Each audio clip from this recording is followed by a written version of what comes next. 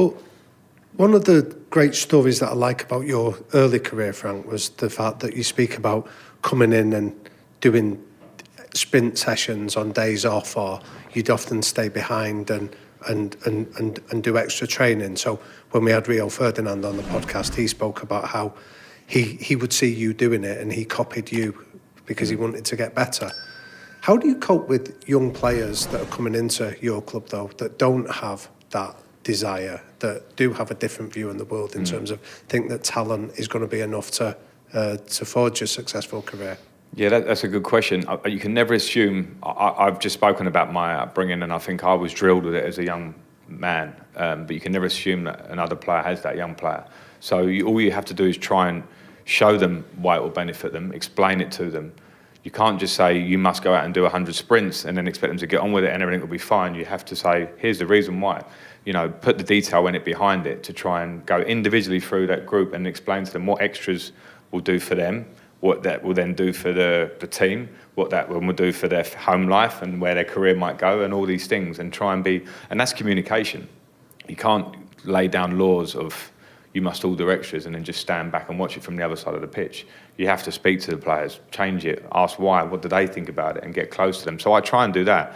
And the reality is if you don't get any uplift after a while with that, and you've tried and tried and tried, then there might be time where you have to say, well, you're not going to reach the level.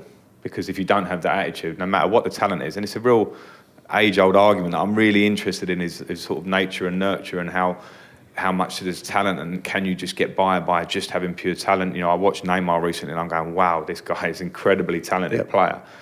But he will have his own version of the hard work and what it takes behind the scenes as well. Won't look like mine, won't look like everyone else's. He's an outrageously talented boy.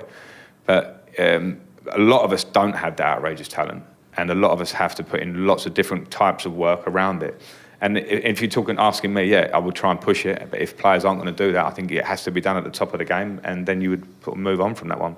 So to go back to that nature-nurture argument then, if we relate it to you as a player and then expand it out, what would you say the percentage was?